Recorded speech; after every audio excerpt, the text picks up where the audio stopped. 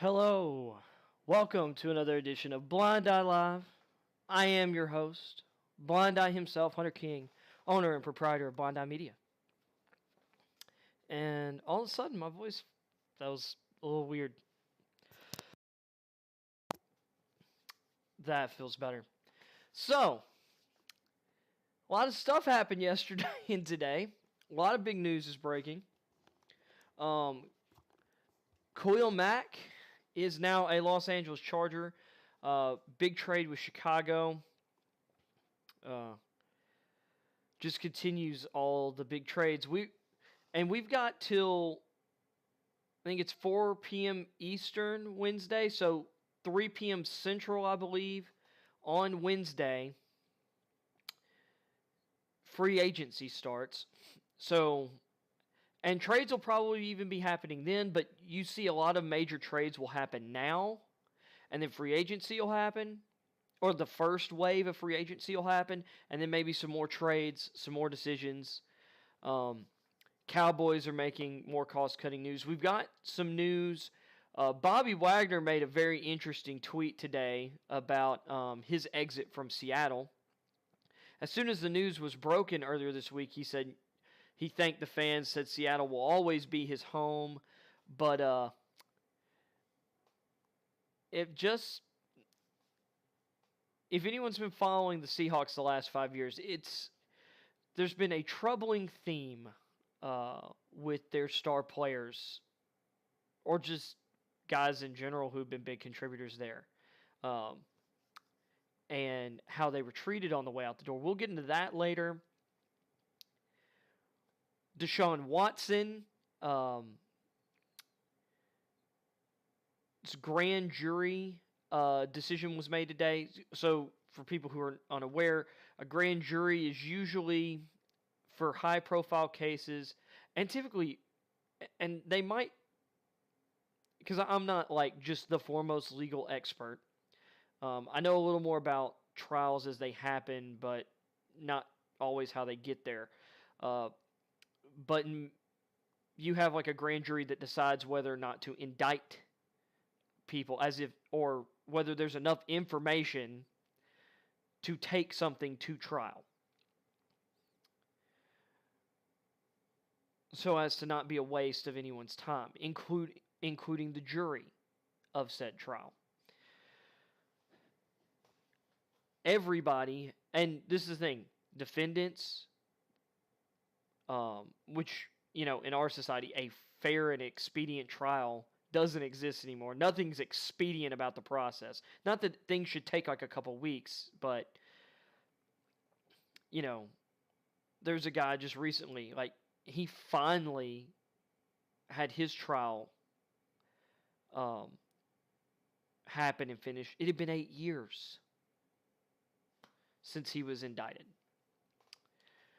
So, anyway, to get into it, grand jury today made a decision on Deshaun Watson. We'll get into that in a bit.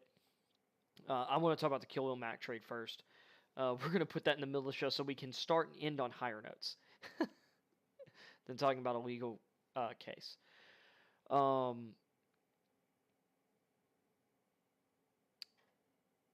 a lot of stuff to talk about today. We're going to talk about some college football spring practice storylines. It's a bunch of major QB competitions. Some of them are tighter, or at least from, maybe the casual's point of view, or people who don't have their ears close to the ground with, say, their program even may think. I'm going to set the record straight on some of these, because Josh Pate on Late Kick, for his Thursday show yesterday, he had put out a tweet earlier in the day asking for the biggest quarterback battles in the country. And I thought some of the replies were interesting. There were some that were kind of surprising to me, that some people were talking about as if they were battles. Because there are some I don't think are battles. Or should I say, there is one in particular that is definitely not a battle. And there's another one that is not, that a lot of people wish was, it seems, around their fan base. So we'll get into that later. And I also have a rant against the NCAA. Because and this came out last week, really, but there were some more things that have come out since.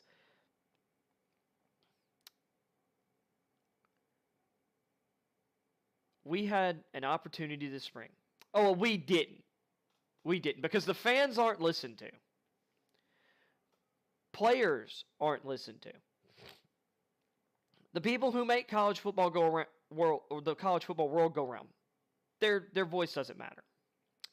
Some suits who never played a down of football, and some that did, but I guess the corporate world beat maybe every ounce of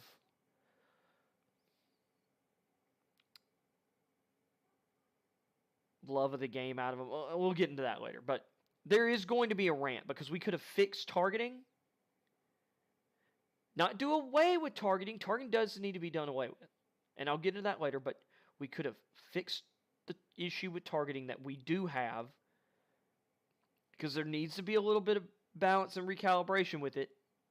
And it's obvious, and we all know it. And even more importantly, faking injuries. And David Shaw of Stanford is a loser. And we'll get into that later. So, coach that I have really respected. He's the chair, I guess, of the NCAA Rules Committee or something like that. I'm not going to pull up his statement later, because that would take more effort than it deserves. But we'll get into that rant later. So now that we're here, let's start with the first story on my title line here. Khalil Mack is now with the Los Angeles Chargers. Also, since the show Wednesday, or it happened Wednesday and I just didn't mention it, or I'd missed it, or it happened after the show. Which I think I had a later show on Wednesday, sort of. So I don't know how. Anyway, Mike Williams signed a 3-year, $60 million deal with the Chargers. We don't know how that's structured, or at least I haven't seen anything talking about the structure of it right now. That seems like a little bit of an overpay, but he's coming off his best season. He and Herbert have a really good connection. Continuity is a great thing to have.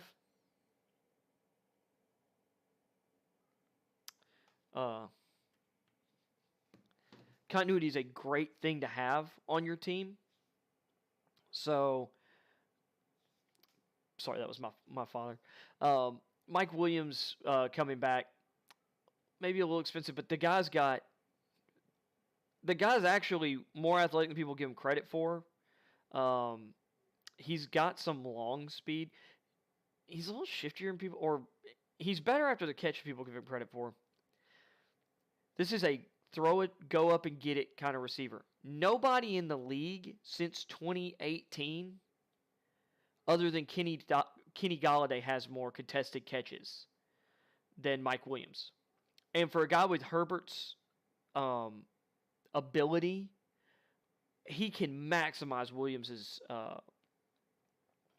and he did this year, maximize Williams' strengths.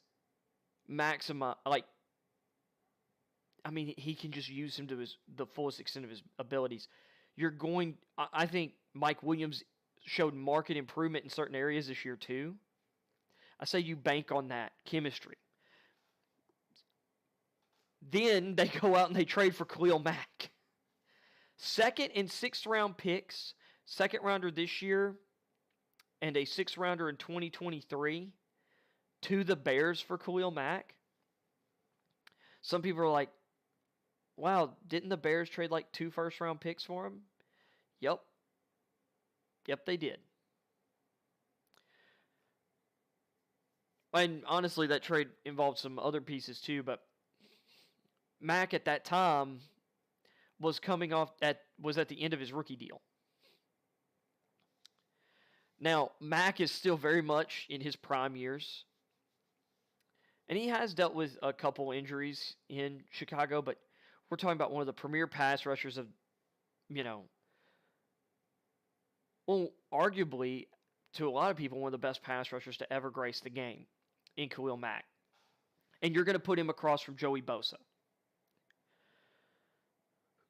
who very easily is the best player he's played across. And that's not to snit or to say anything bad about Robert Quinn, who's been having a renaissance since going to the Cowboys and then, continuing that with the Bears. Robert Quinn's been really good the past few years. He had a huge early flash, really huge production on his rookie deal with the Rams, but kind of fell off a little bit after signing like a pretty big contract extension, whatever. But he's really risen up in the last few years. Mack and Bosa, these are top 5 guys.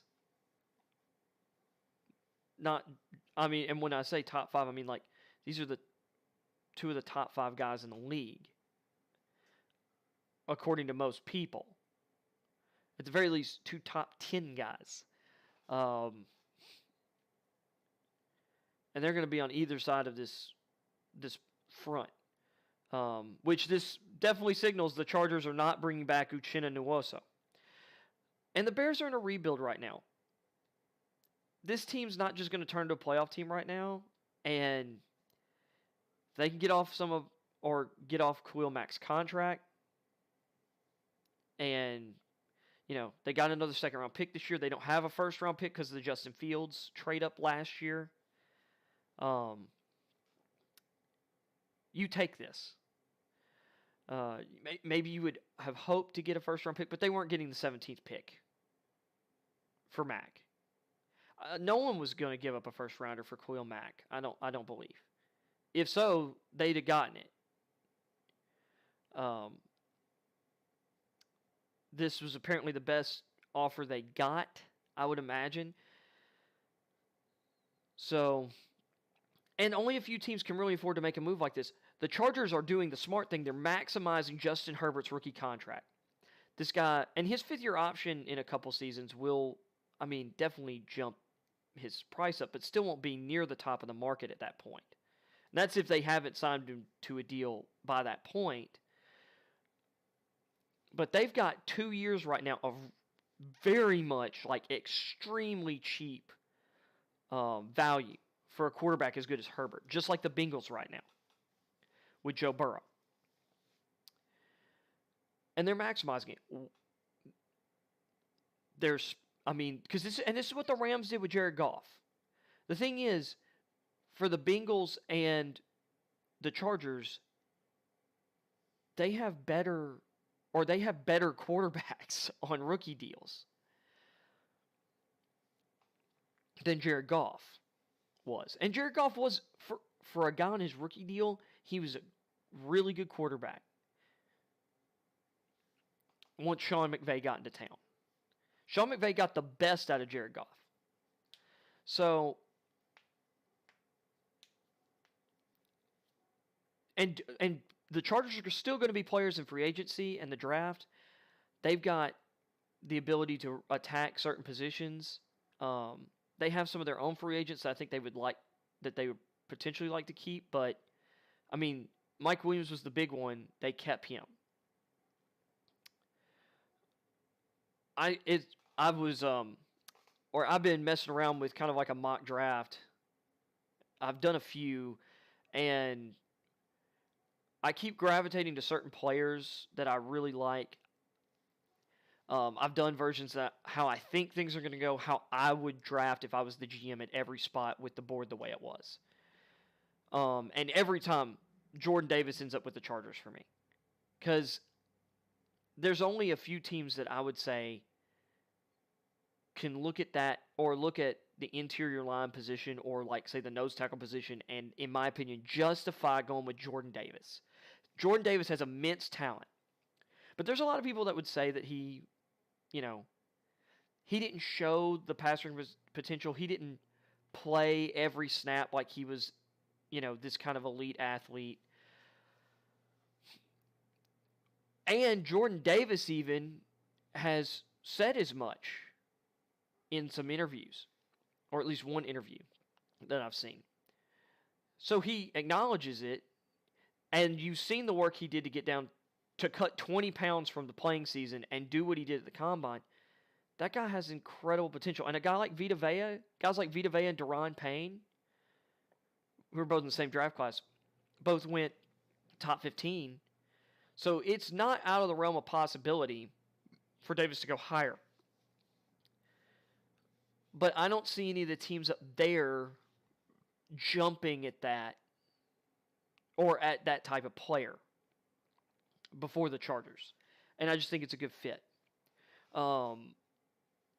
This is a huge win for the Chargers. Like, being able to get a guy like Khalil Mack, this is a big win. And for the Bears, if you're going to move on from Mack, you're freeing up cap space for the future, you're trying to rebuild, and you're trying to get assets that you can use for building up your young quarterback in Justin Fields, who you've got to, if you want to get to where you're a Super Bowl contender, you've got to turn him into your Josh Allen, your Patrick Mahomes equivalent. And you can't do that if you can't build up your offensive line. I think they would like to bring back James Daniels, but I could see them letting him walk and bringing in, a guy like Laken Tomlinson, who's a little more experienced and solid and consistent. Although Tomlinson's going to help more in the run game than the pass game. Mark Glowinski's on the market, another solid guard, probably a cheaper option than Tomlinson. I also think Glowinski, he could go back to the Colts. I think he'd be a good fit in San Fran, replacing Tomlinson. But getting that second round pick, it is going to be a big help to the Bears as well. And you can look at the assets they have in the second round now, and they could come away with an Abraham Lucas as a right tackle with their own second round pick. If he's available, I wouldn't be shocked if Lucas ends up in the back end of the first round, because personally, the Bengals seem to really like Jonah Williams. I still really like Jonah Williams at left tackle. They need a right tackle. Abraham Lucas played his entire career at right tackle at Washington State. He's a great pass protector. He's exactly what the Bengals need. I think he'd be a great fit for them at 31. If he gets past them, though, I think it's very, very possible he gets down to the Bears. The Giants could snap him up, though. They need a right tackle to go across from Anthony Thomas. And Lucas would be a great fit there. Wait, is it Anthony Thomas? Andrew Thomas, sorry. But they have the ability to get Lucas if, say, Lucas is off the board. Maybe Bernard Raymond's still on there. I don't like him as much. I'd rather have Lucas than Raymond, personally. Raymond has some potential, but he's already 25. We've seen guys like Garrett Bowles succeed, getting there that late. Raymond's got heavy hands. He's a great athlete. He's put on a lot of weight. He was an Australian rules football player. And we've seen a guy like that in... I am forgetting his first name, but his last name is Maliata, I believe, with the Eagles. They drafted him really late in the draft a few years ago, and they've been patiently developing him, and he looks like a stud. So Raymond has potential. I just don't know. I don't know how Um, I don't. I'm just not in love with him. Now I've been doing some mock drafts, and Trevor Penning's dropped a bit in some of my mocks, even though some people think he's top 15, and I think he could go there. But I think the top of his range really, if I'm being honest, is the Ravens. If he doesn't go to the Ravens, he could literally fall all the way to Miami at 29. Because, yeah, there are teams in there who you could say could take a tackle, but there were other players I thought were better fits. And there's so many guys with similar value here in this middle. It seems crazy for a guy like Penning to make it to the Dolphins at 29, or heck, even the Packers at 28, if you want to look at it that way.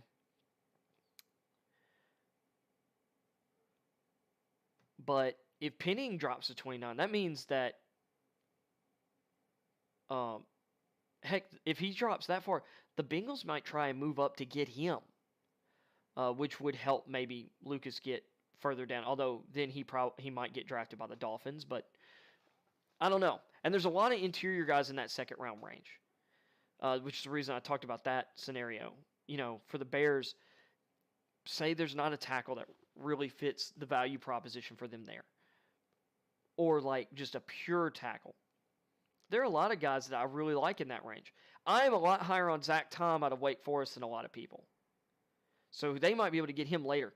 I think Zach Tom could play all 5 spots on the line.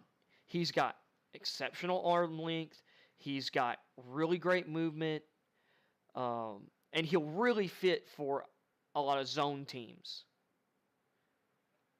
zone run teams. But I think he could fit anywhere, depending on how you use him. This guy is like an ultimate swing type player, all over the line. Could start somewhere, but he could fill in other places. Dylan Parham, if you want to go interior out of Memphis, could be a great option in the second round. That dude he's really great at anchoring at center. But he can play center or guard. It's very possible Kenyon Green is available at their first, second round selection, because he didn't test great at the combine. His position drills, maybe he looked a hair clumsy. He's a football player. And it's just kind of like last year. There were some offensive linemen I thought could go earlier. Tevin Jenkins dropped to further in, or dropped down the board to about kind of the range where the Bears' first pick is this year. I thought Tevin Jenkins, I had him going to Miami at 18, or to the Bears in the early 20s. Like, that was my range there. I thought he was going to be a Dolphin or a Bear. I really wanted the Dolphins to take him. Kenyon Green could be there. Some other guys. Cole Strange out of Chattanooga. Maybe goes that high. Could be available with their other second round pick that they've just gotten from the Chargers. And there's a couple other guys that I'm blanking on at the moment along the interior. And there's some guys like later on, like some project guys. Darian Kennard, at worst, could be a brutal guard in the league. I think he can play tackle. He very much can play right tackle. You should be able to get him. Well, I think there's some people who I think have had him in the second round. I think you could get him probably third round, maybe even fourth, because there were some guys I thought were going to go earlier, fell to the fourth round. There were some offensive linemen, heck, center out of Georgia from last year, I think it was Trey Hill, ended up going 5th or 6th round. I had him with a third round grade. So, everybody's boards are different. And sometimes there are medical issues that pop up that don't get talked about for certain guys because they're maybe not bigger names or whatever. And sometimes we get shocked when we find out about it during the process or during the draft or after the draft, as why guys fell.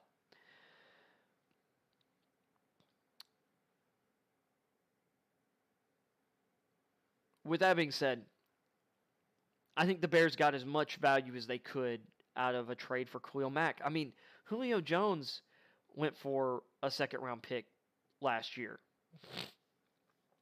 So, and a lot of people thought, a first rounder there. Heck, the Browns just ended up having to cut Odell Beckham Jr. And then look at what Odell did in Los Angeles before tearing an ACL in the Super Bowl. I mean, trade value's fickle. And once you get close to 30, that value goes down.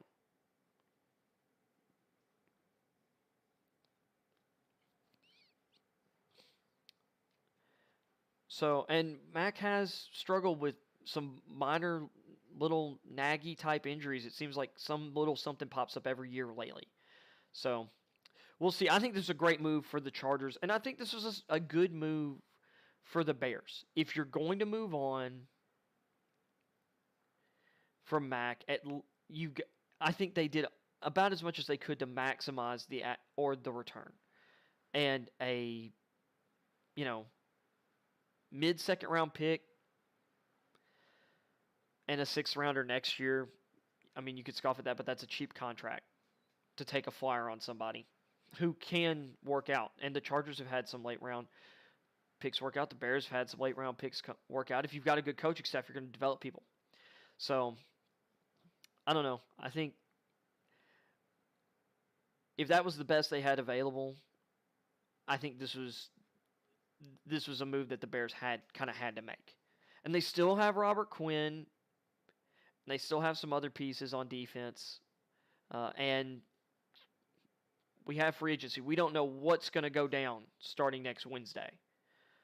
So, with that being said, let's move on to the Deshaun Watson grand jury decision.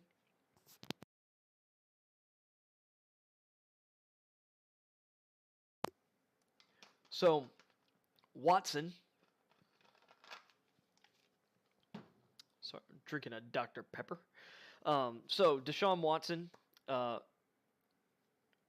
this is not the big civil lawsuits. These have not been decided yet. Nothing is, I've not really heard a whole lot of movement on that in a long time, which is not a shock.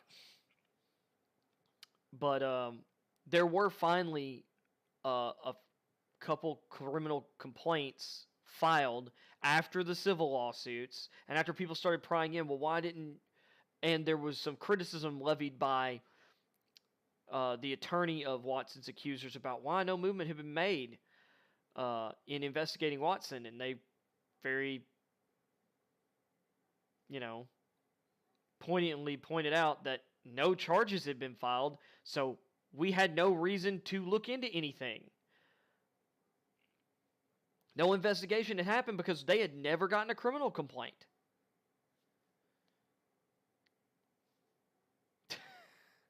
So eventually one was submitted several weeks into the civil litigation stuff starting. And then I guess at least one other followed. I don't remember how many criminal complaints exactly were made. But I don't think it was nowhere near 22. I don't even think half a dozen were filed. We just know that there were multiple filed. In the stuff I was reading earlier, multiple were filed. So Watson,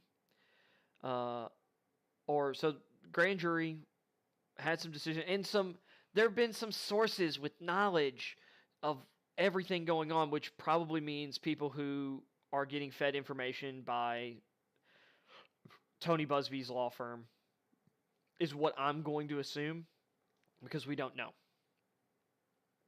The grand jury allegedly, and people are throwing this on social media like they know what this means.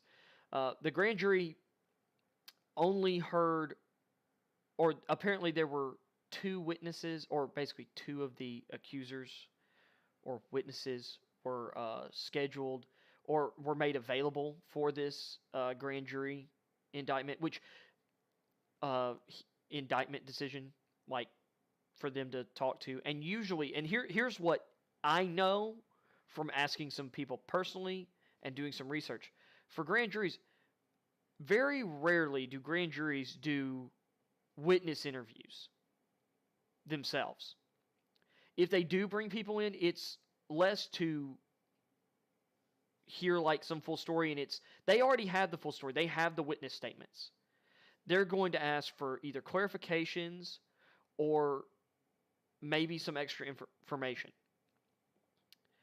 Or if they have multiple testimonies from people, like I will not name this case because it's not sports related, but it was a very high profile one. Witness statements changed multiple times throughout the process, and or certain witness statements, there were consistent witness statements that never changed. And what happened is witnesses would be brought in and confronted with either hard, like video evidence, other witness testimony, or other evidence, and they would change their statements or clarify their statements. And this happened multiple times. And the consistent statements won out in that case. So this is what usually happens. The issue is from all the complaints I looked at, or in the civil suits and the alleged dates and stuff, some of these women were sitting on this stuff for a year plus, very much 6 months plus. So the shortest time I could find on this in the civil suits was, around half a year by the time the criminal complaints were made. If you're waiting 6 months, there's not a lot of evidence that can be gathered. Not to mention, we don't know what all information the grand jury was made available to, had available to them. We've just been told about this witness stuff. And there's a reason I'm laying this all out before I get to the decision that was made. Because we need to go about this kind of in a timeline manner rather than just here's what happened and here's all this other stuff. So you have criminal complaints. It's been about a year now since those were filed, close to it. And a lengthy investigation has been done. And there are people complaining because Deshaun Watson has been found, or I shouldn't say be found. Deshaun Watson is not going to be indicted. Deshaun Watson will not be tried in court on the evidence that has been brought to the table. We don't know what all evidence there is. We know there are accusations. There's a bunch of people upset. And to be honest, and there are some people who are upset who have their own backgrounds with things. Because I'm hearing a bunch of people who are claiming that they have been victims of, sexual abuse and stuff like this. And they're upset because here's someone else not being held accountable. It's like, or, victims not getting justice. Like, we don't know if these people were really victims. We don't. And because of your own background, you just believe them at their word. There are numerous cases of false accusations and men being sent to prison only to eventually be released because that person decided to finally fess up that they lied, or because evidence was found, or someone made a mistake and accidentally admitted that they lied. We don't know whether Watson is guilty or not because of how long it has taken for any of this stuff to come out. We don't.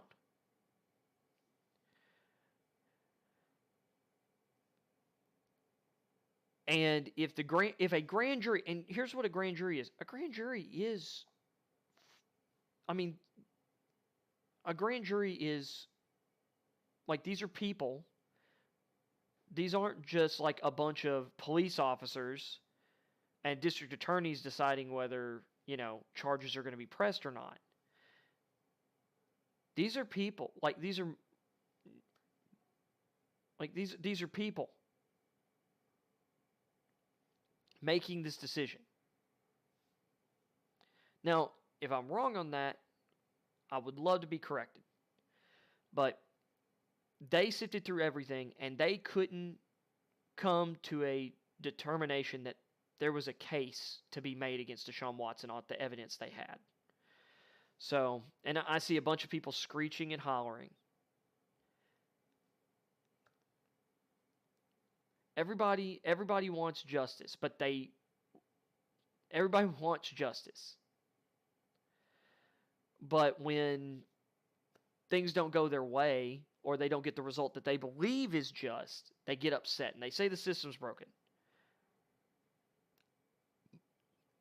All I'm convinced of at this point is if these women are telling the truth, they have been poorly served by their lawyer, Tony Buzbee, who is a scumbag.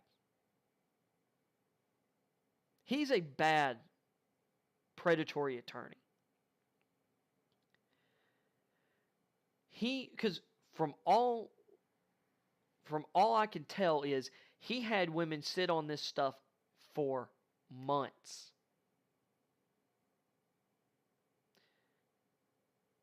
And he built a civil suit. And the only reason these criminal complaints were eventually brought was because they had not been brought, it made the civil suit look bad. And that is not my analysis. I have talked to multiple attorneys about this. I've talked to a retired prosecutor.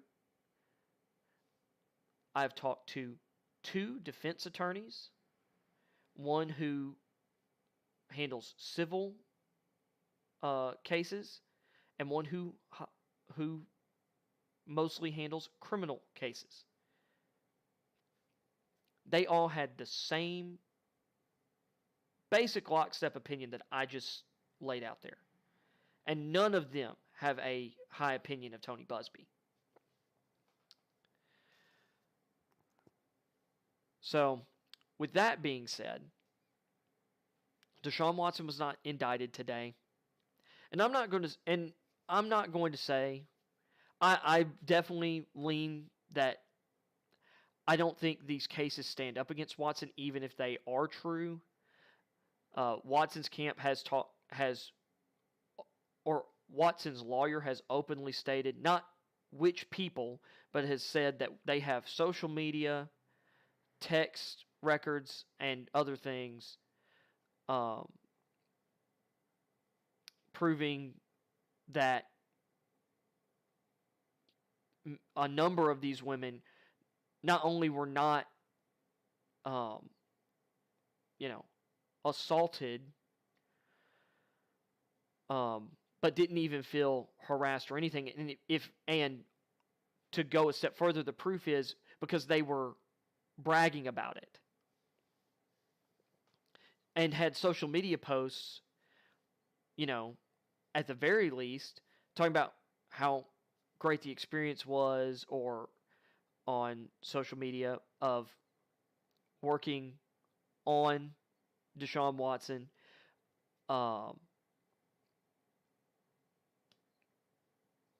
having basically saying it is a positive experience. So there's a lot of stuff there.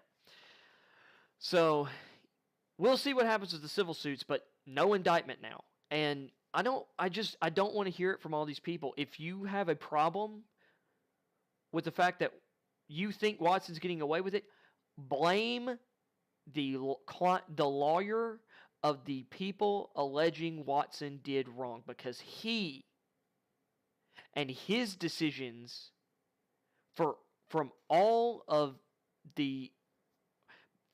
everything that we've seen in the last year plus, and what we seem to know, also based on an unnamed woman who Sports Illustrated interviewed last year, who was approached by Buzbee, or at the very least was in contact with Tony Busby and decided against being a part of this because she was presented with a contract, as she put it. And this woman has still not come forward. She's decided to stay in the shadows. And, I mean, that's her choice, but our justice system is not, we do not have a, you point the finger at someone and we lock them up justice system. We don't have a, or say someone did something terrible and we put them to the, or we put them in front of a firing squad. That's not how our justice system's set up. And until we hammer it home, we need to encourage victims to be brave and bold and come out immediately with this stuff when it happens. Because that's what I support. Because then things happen in a timely manner. We can get to things as soon as possible. The longer people sit and wait, the longer it takes, and the harder it is for justice to be done for anyone. Because people made up their minds, a lot of people made up their minds as soon as the allegations came out that this is just over, Watson's guilty. I'm talking about, or hearing people say it's gross. And I just, I can't sit here and judge anything because I wasn't there. Cases haven't been had. Investigations have been done now, but they were done too late. And you should blame Tony Busby for that. So we're going to move on from that subject. I've stood on my soapbox for a minute. If Watson really is the scumbag, I'll say this finally. If Watson really is a scumbag, I hope he gets what's coming to him. I pray that he gets what's coming to him. But if these allegations are out of line,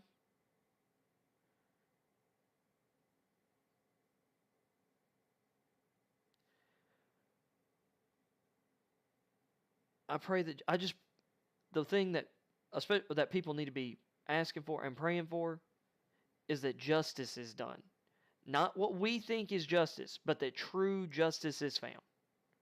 Because if true justice is found, whoever is guilty of wrongdoing, of nefariousness, will be eventually held accountable. So, moving on from that subject, let's see, was there any more NFL stuff? Some little news and notes that I have picked up throughout the day. Cowboys news, Blake Jarwin and Greg Zuerlein, rip Greg the leg. They've both been cut by the Cowboys. That'll free up a few $1 million in cap space. There are some decent young kickers available in the draft or in this rookie class, particularly. I believe Cade York of LSU is in this draft. He's my number one kicker. He's been the best kicker in college football for me the last 2 seasons. Or basically since he stepped on the field at LSU, really. Which I believe was 2019. So, the last 3 years. He's been awesome. That man kicked one of the greatest field goals in college football history in 2020 when in the foggy swamp, he put LSU ahead with a 57-yard field goal. I mean, seriously, one of the highest degree of difficulty kicks in my time watching college football, which has been 25. No. It'll be 25 this year, but 24 seasons worth of college football. Maybe Cowboys get a hold of him. You've got Burkich out of Oklahoma.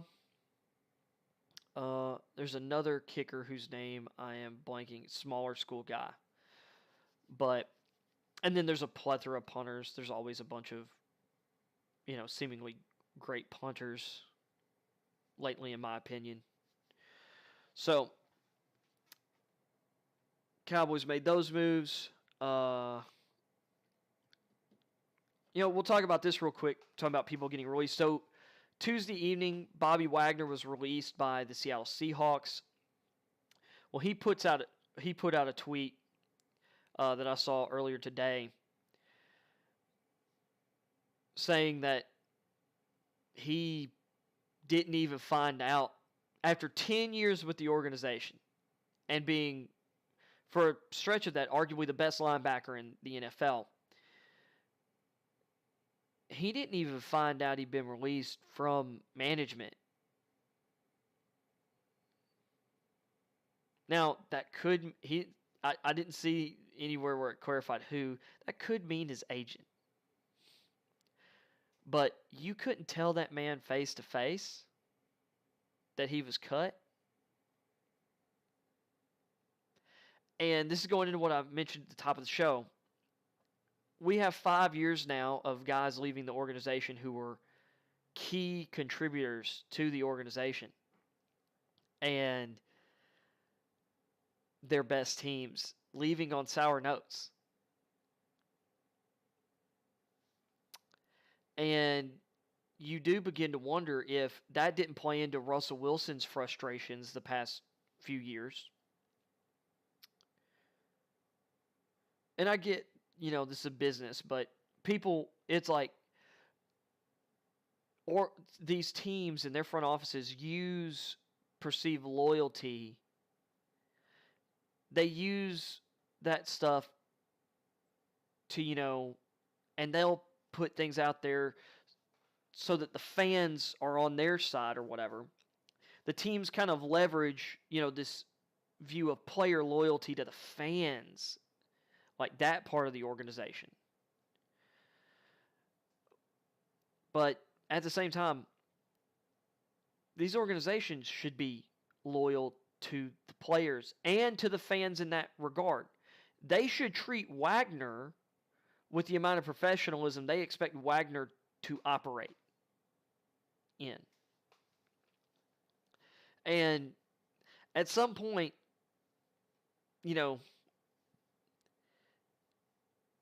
you burn your reputation with players because of this kind of stuff. Because this is the kind of stuff that players see and they're like,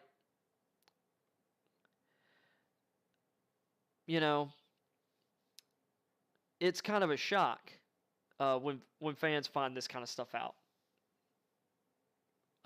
And other players, they're like, well, I don't know if I trust these guys. And I think there's a difference between someone going somewhere on a business decision and someone believing in going somewhere. Because there might be plays where you're having to push yourself, strain yourself to make, potentially risking injury and things of that nature. And you're going to tell me that this guy gave everything to you, ran through walls for you, and then you weren't even man enough to cut him, personally, to release him personally. That's not a good look at all. So, yeah, I think we're seeing a lot here with Seattle.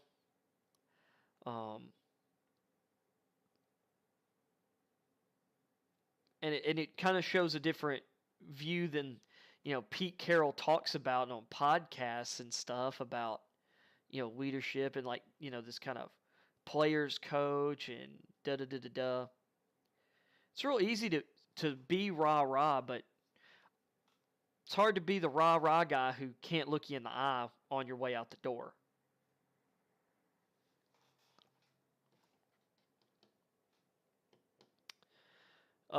In other news releases, Landon Collins was also released yesterday by the Washington Commanders. And it was kind of, I'll say this, I'm not shocked because people have been talking about this, but when you look at the numbers aspect of it, Collins was owed, I think it was $16.2 million this season. And he really wanted, and it was said, like, the big improvement they made in the middle part of the season, where they started the season really poorly, they started playing a lot of 3 safety sets, and he played very much like a hybrid linebacker third safety role. And they went from like the worst defense in the league to a top 10 unit post this shift. I say from that moment to like a certain point in the season, like they were, like ranking 6th, 7th, and whatnot in different categories. Collins wants to be a full-time true safety. And that probably played a role in this. Like, they don't want to create friction long-term. Not that Collins bought in. Collins didn't complain about it. Collins did his job well. That was part of what I read. But there's this issue there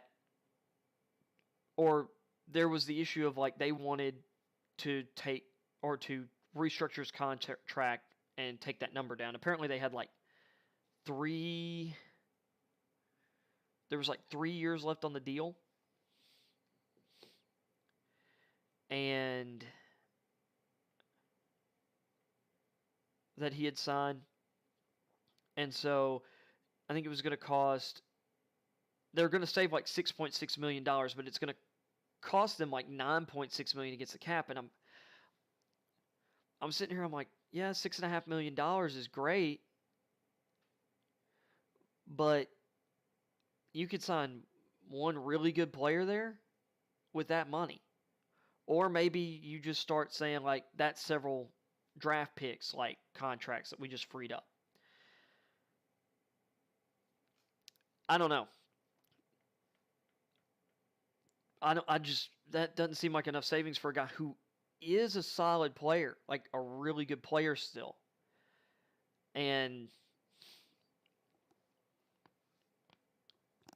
this will free up more money in the future because obviously he had a contract beyond this year there. So that money won't be or that money that would have been on the books in future years won't be on the books at all. But it's not the most necessarily confusing release either. Or at least to me, confusing. Because I get it. This one's confusing.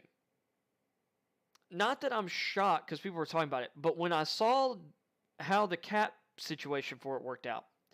So Corey Littleton was cut by the Las Vegas Raiders. And he'd had 2 kind of underwhelming seasons there after signing a 3-year. I think it was, I'm trying to remember, I almost want to say it was like a 3-year, $35 million deal. I thought it was like 3 years, $45 for some reason, but I think I'm confusing that with another contract. But it was like 3 years, 35-something million, $22 million guaranteed. And yeah, it was just short of $36 million. So he was 2 years in. It was a 3-year deal. So this is what's weird. And it shows that they did a terrible job structuring this contract. So you're sitting here, $22 million guaranteed. And when you think of how most teams structure deals or whatever, $35 million some change. Well, he can't have, too much money left on his contract. Especially if $22 million in guarantees, that's probably already been paid out.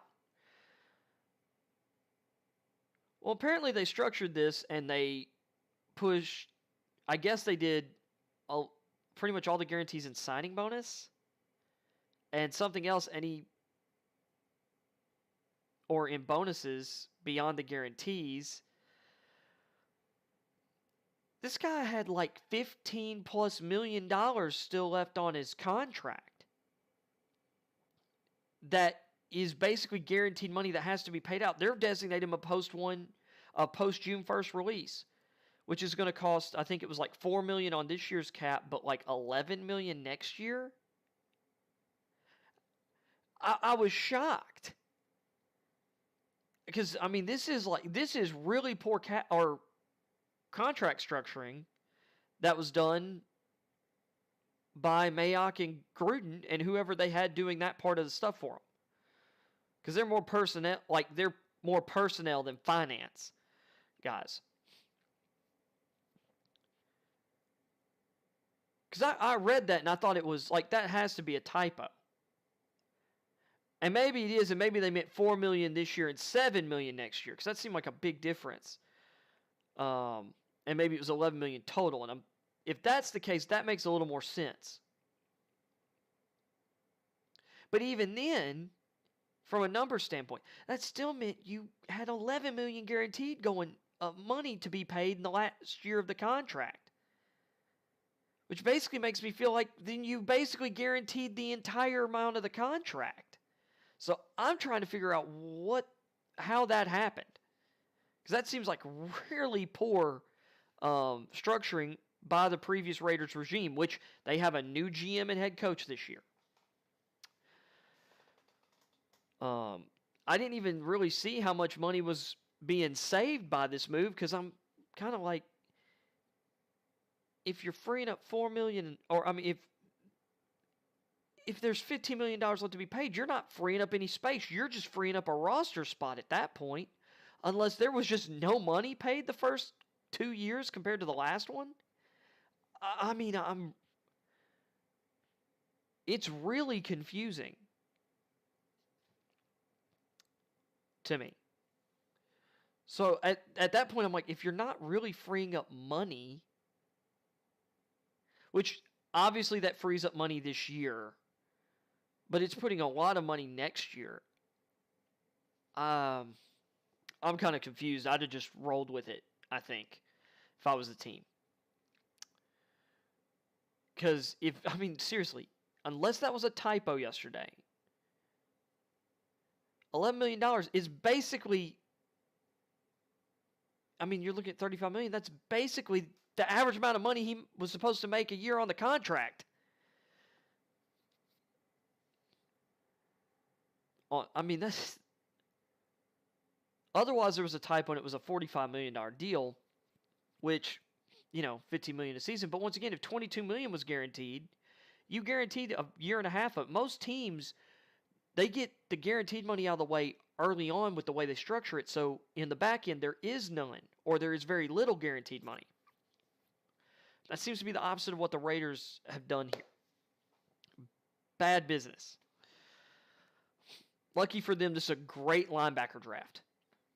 And they nailed the Divine Diablo choice last year, who I saw as an elite kind of box underneath safety linebacker hybrid type who could also do some man coverage, especially against tight ends. Well, that's who took Corey Littleton's spot.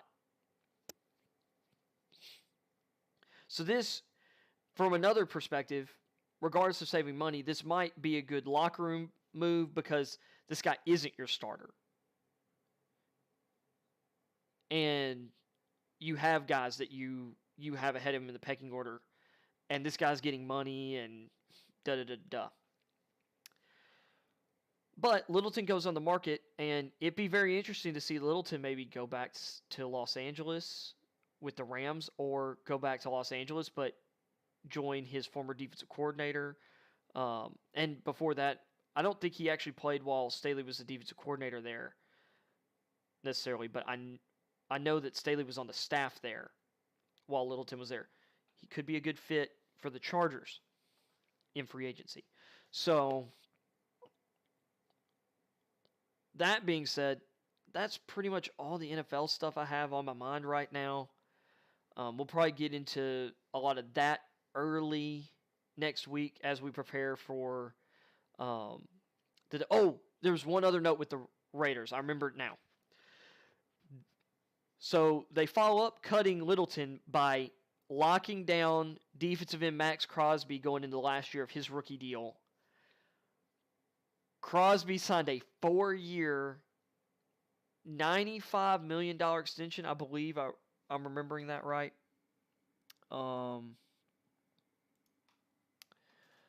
Let's see.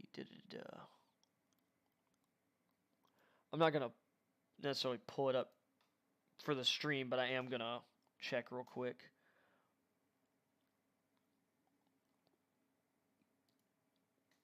Just to double check that number.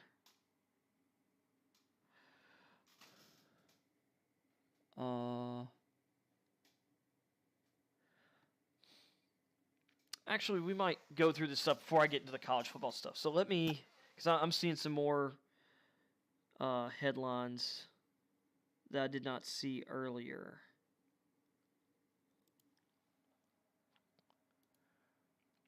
So, let's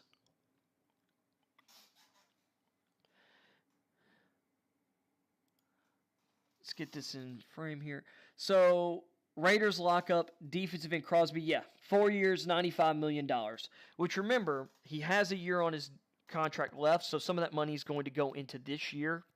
So, and because he was like, I think like a 4th-round pick, he's not making like a ton of money this year. So some of that's going to go onto the cap this year. So really look at that as more of a 5-year, $95 million deal. Let's say maybe he's making $1 or $2 million this year, but that's less than $100 million. So that's $95 million in new money, but there's an extra year that's going to be put into. So he's basically got less than $20 million a year. So also yesterday, Jason Kelce decided he was coming back for his 12th season, and I guess the Eagles are rewarding him with a new deal. That's big. Let's see.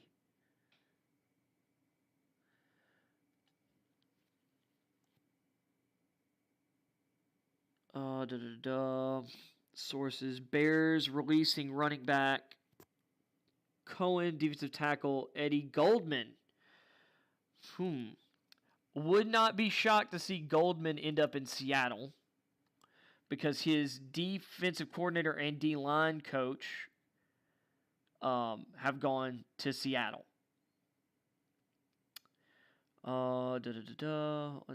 Sorry, I'm pulling up a bunch of different stuff here to kind of look at. You know what?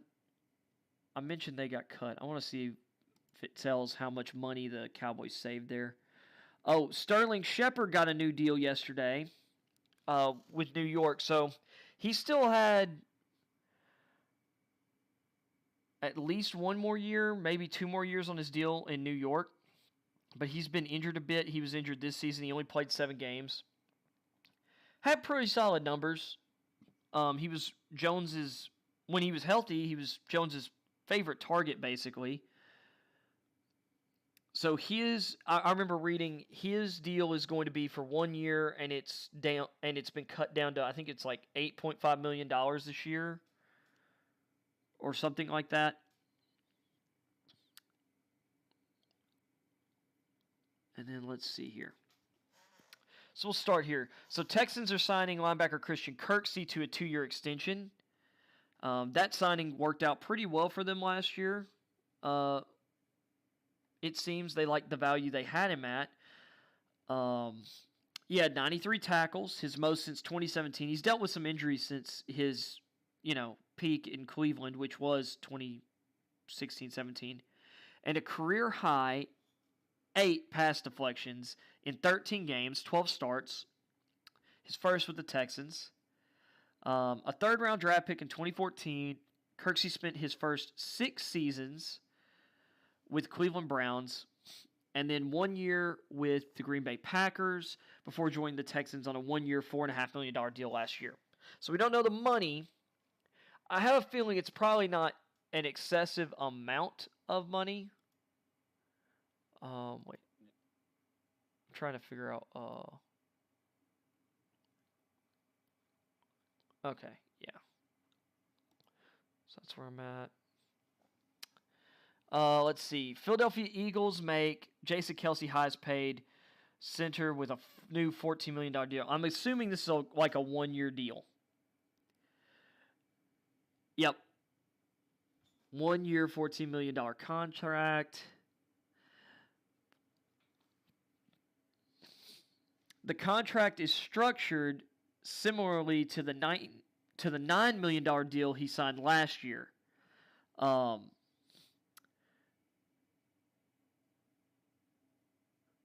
Functioning as a 1-year deal, but with money spread over multiple years for cap purposes. Okay. So then what's the actual structure then? Which, that's how, I didn't even need to bring up another one because I just scrolled down and here's this one. So a lot of teams are doing these like multi-year deals with voidable years.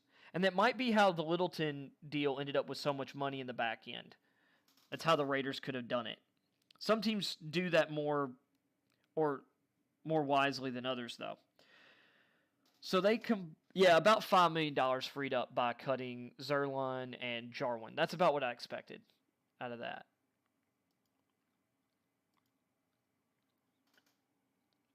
Chicago Bears are releasing running back Tariq Cohen and defensive tackle Eddie Goldman. Cohen, 26, missed 31 games over the past 2 years after tearing his right ACL in week 3 of 2020. Which, jeez.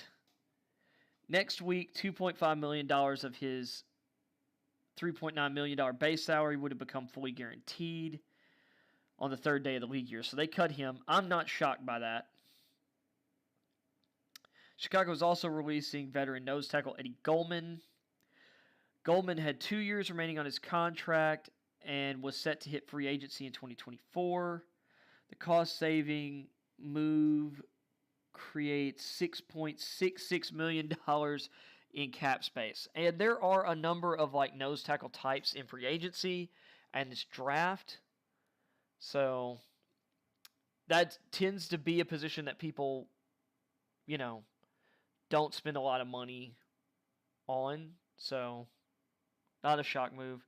Then I had that. So that's basically all I had on that front. Let's see. Any interesting news here? College football roundtable. Who will break out in 2022? Alabama opened spring without 2 key players. Well, I guess I was going to talk about some spring storylines. Let's see who the key players are that are out.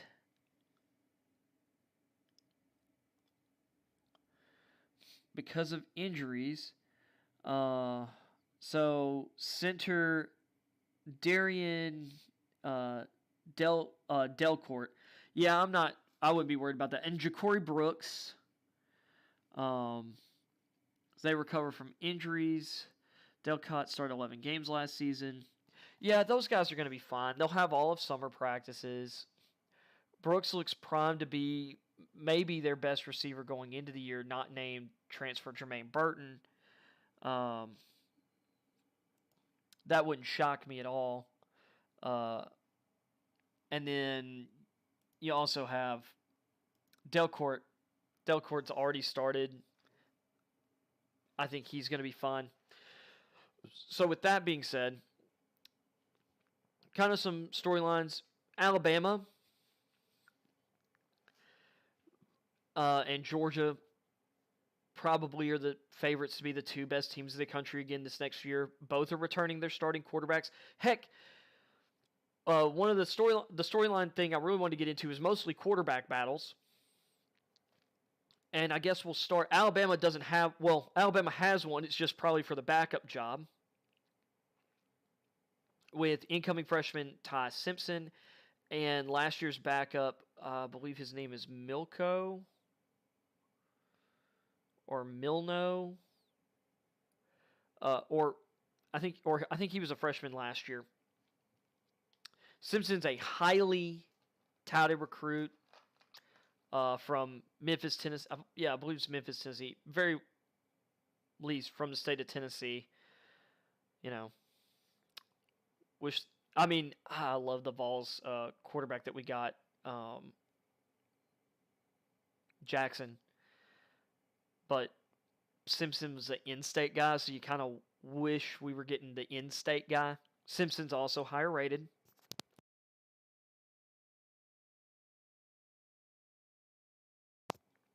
So there is that. But Georgia's stable at the quarterback position. They've got to once again reload at receiver, which they did that by stealing transfer Jermaine Burton from Georgia, who beat them in the title game, who wants to be featured more. And I don't think he's transferred anywhere, and he might have ended up staying, but tight end Washington, their number one tight end from last year, he had put his name in the transfer portal, and I didn't see him or him leave. I didn't see where he went if he did leave. And I was following that stuff a lot during that time when that was really word up back in February. Well, late January and in February. So around the National Signing Day period. And transfer season's not over. There's still stuff like spring practices. Guys transfer after spring practice. That's what happened with Joe Milton, who transferred to Tennessee from Michigan. When it became apparent that he was he was not going to be battling for the starting job at Michigan, he transferred out and ended up enrolling in Tennessee in the summer. And he won the starting job.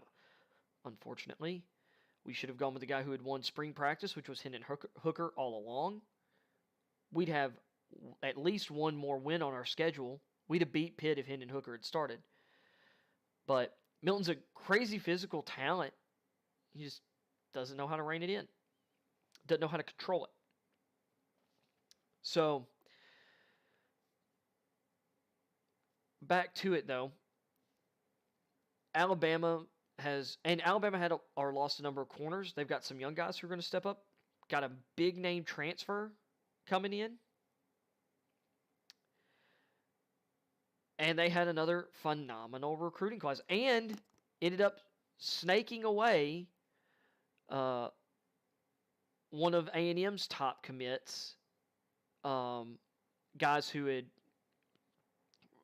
seemed like they were locked in to sign for the program. One of the top edge players in the class. And Alabama snaked him away.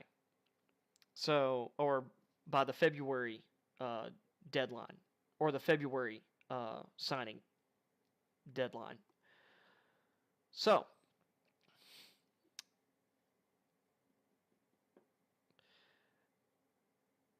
that being said, Alabama just reloads. Georgia, people can say whatever. Georgia reloads.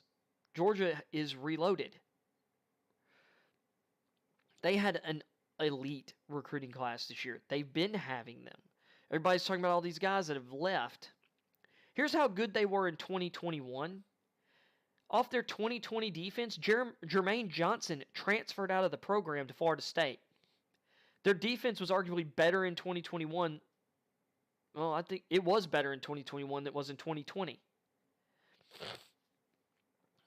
Jermaine Johnson's going to be a top 15 pick in this draft. Definitely top 20. I think he could be top 10. He's in my top 10 prospects.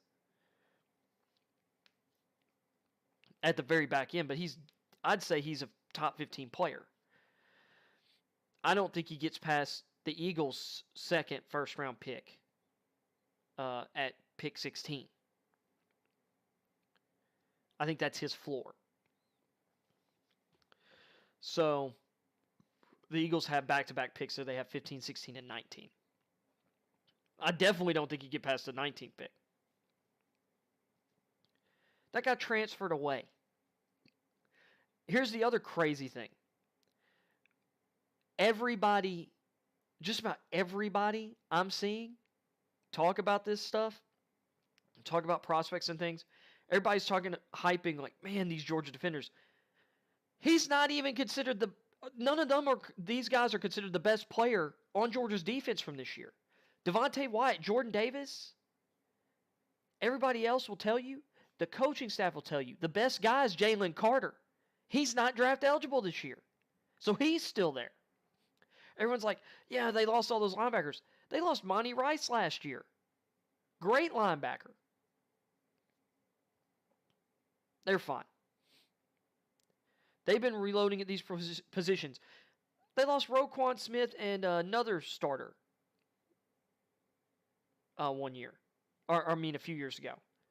They just rotate. They're just rotating through. They've got great coaching. The big thing, though, is to me, and I saw a lot of people saying this, the most important quarterback battle in the country is Stetson Bennett versus Georgia fans, or Stetson Bennett versus college football fans, or Stetson Bennett versus the media, Stetson Bennett versus the world, basically. But there is a sentiment that even so, they won the title. They can get better quarterback play than Stetson Bennett. That was supposed to be JT Daniels. He couldn't stay healthy.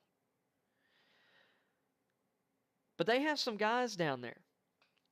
You've got 5-star redshirt freshman Brock Vandergriff. There's a lot of people who believe that he could really show out in the spring and the summer and be the starting quarterback come fall and be an upgrade. They've got a 5-star freshman coming in Gunnar Stockton. I think some people have him as 4-star, some people have him as 5-star. Gunnar, what matters is he's one of the top young quarterbacks in this recruiting class. And he's been rising.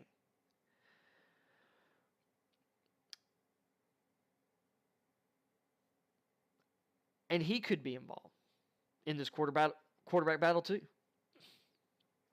Now, there's a lot of people who say, and I have a feeling around the Georgia program, they're like, I don't think they necessarily, they want competition. They want people pushing people. That's Kirby Smart, because that's Nick Saban. It's just like when Jalen Hurts beat out Blake Barnett and who's the other guy in that quarterback battle?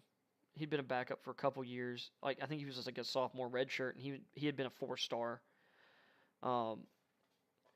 They believed they were the only two guys in the quarterback battle, and Jalen Hurts won it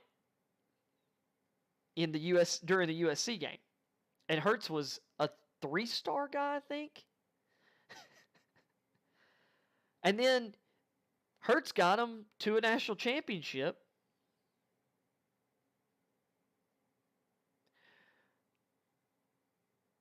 I can't remember if they won one.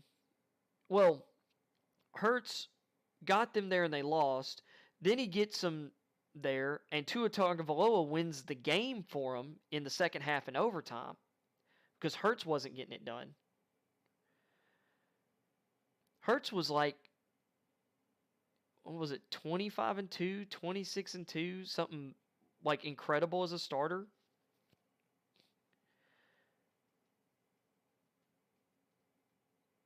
And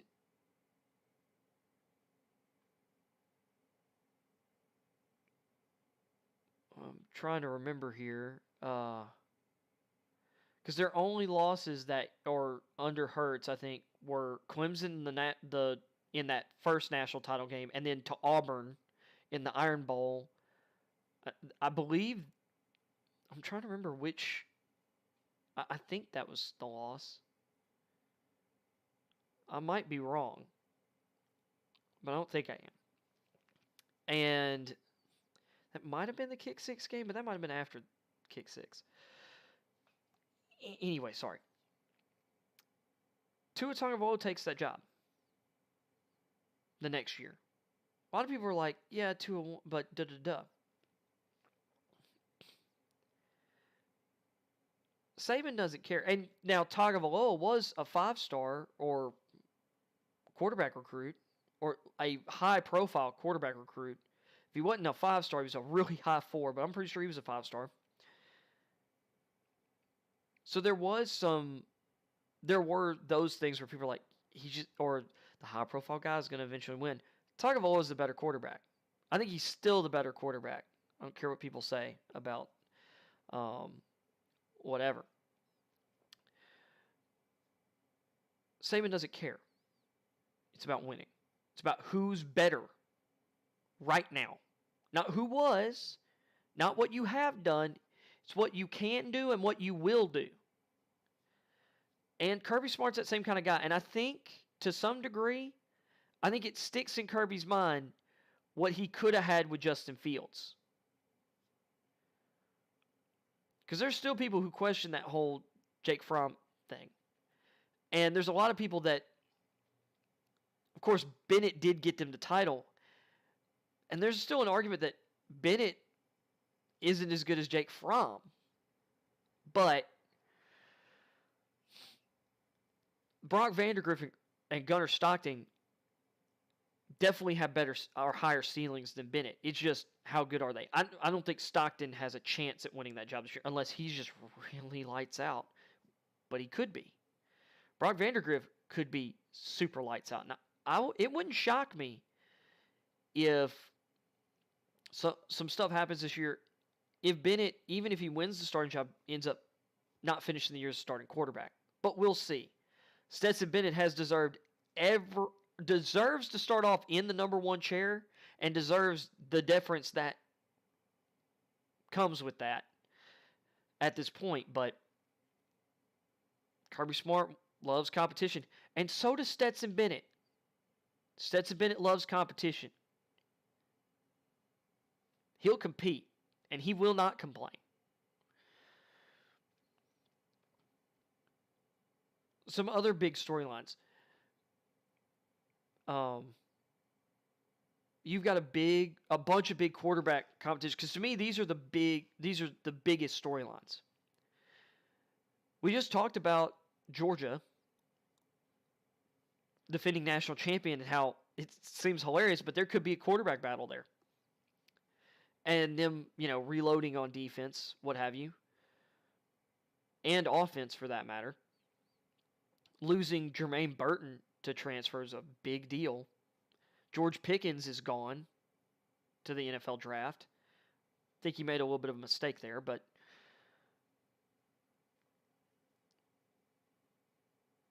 it does seem like a lot of the weapons on offense at the receiver spots have not, and heck, even Washington at the tight end spot, not happy with having Stetson Bennett quarterback. They don't feel like they're getting the most out of themselves, because I think some of them feel like they're being used in certain ways and they can do more and they don't get to show it. Jermaine Burton very much feels that way. He's been tagged kind of as a possession receiver, and he believes he's far more than that, and it wouldn't shock me. So then we move over to A&M. This is a team, and A&M's got some guys who are gone, who've just graduated.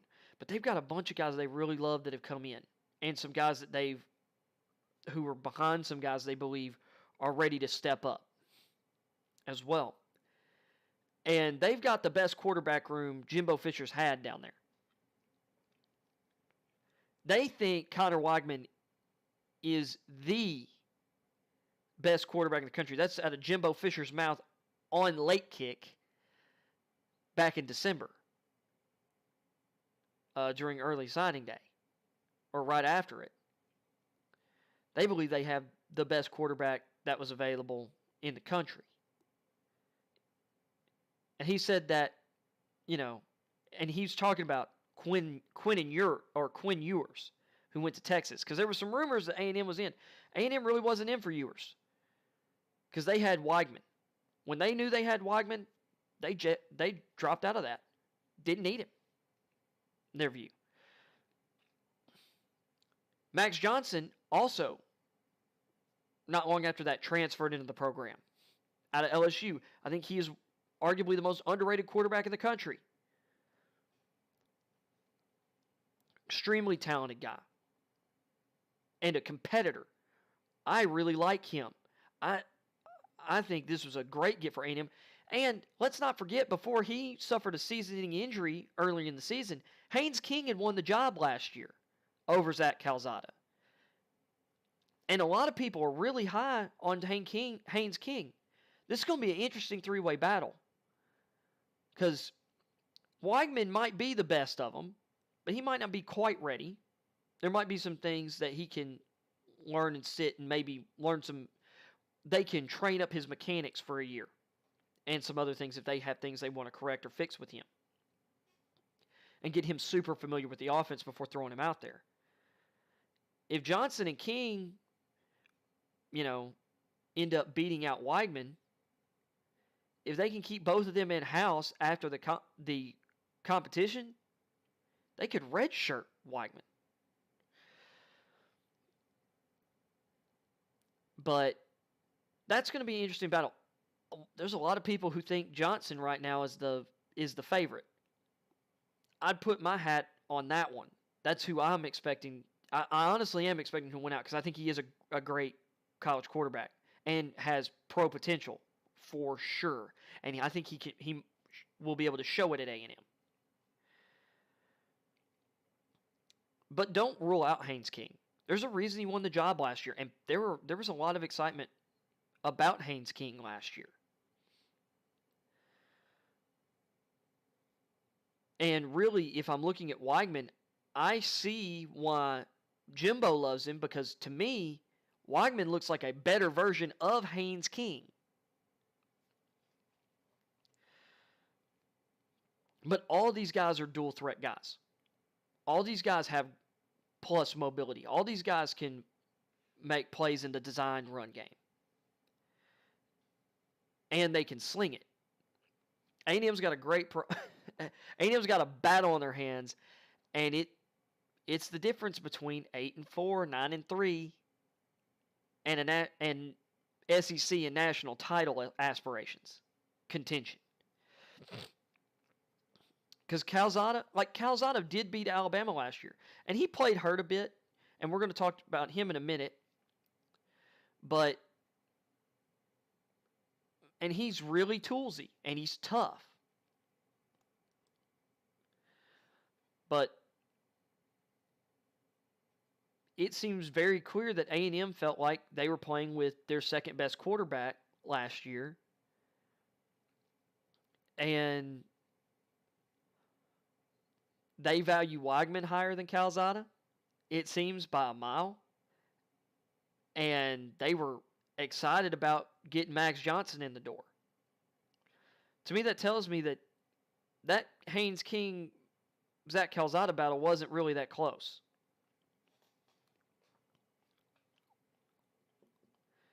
But it wouldn't shock me if Haynes King, by the time we get to the season, is the third best quarterback there. Either. So, because right now, based on what I've seen of Max Johnson, and what the word is, and what Dave said about Connor Weigman, Haynes King looks like the third guy. But then we just go a little bit southwest of there to Austin. And this is one I want to dispel before getting to some of the other quarterback battles. There is no quarterback battle, in my opinion, in Austin, Texas. They might say there is, but it's not a fair fight. And I don't mean because of other people involved. I just mean it's not a fair fight. Hudson Card's not in Quinn Ewers' league. He's not. Because Casey Thompson ain't in Quinn Ewers' league. And Card really wasn't better than Casey Thompson last year.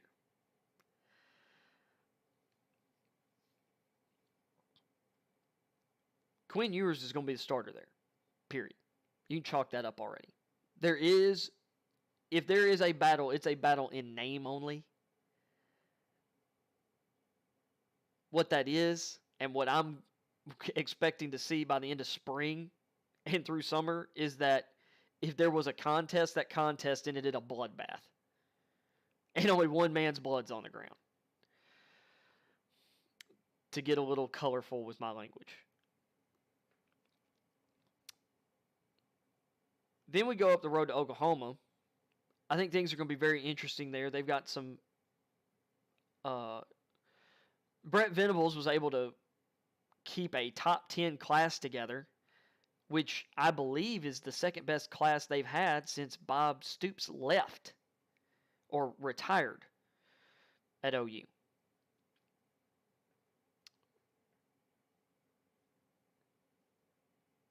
It's pretty nice work right there. They have Dylan Gabriel, who is transferred in. I want to say there was another quarterback that transferred in. Obviously, Caleb Williams is gone, but my money's on Gabriel starting. He spent like a few minutes or committed or having transferred to UCLA, and then he, said, "Wait, I'm going to Oklahoma." I think Gabriel's a great fit for Oklahoma and the type of offenses they run. I don't expect their offense. I mean, obviously it's not being run by Lincoln Riley, but it's going to be fairly similar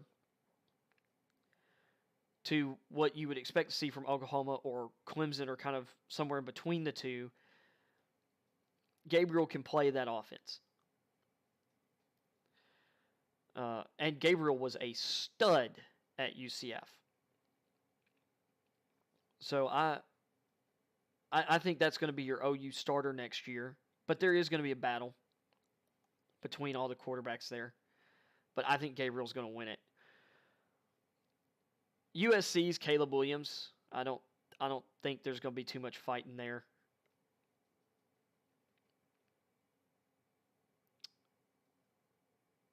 I want to go through everything else before I get back to some of the other SEC teams. Notre Dame apparently has a battle on its hand. I don't see Tyler Buchner not winning that job, as high profile as he is. If he doesn't, it's going to be a disappointment. I'm trying to remember the name of the other quarterback involved. Because he also, was it Pine? Yeah. His last name's Pine. Don't think it's Chris Pine, because that's an actor. I mean, it could be Chris Pine, but I think Buckner's going to beat Pine. Just that's my guess there.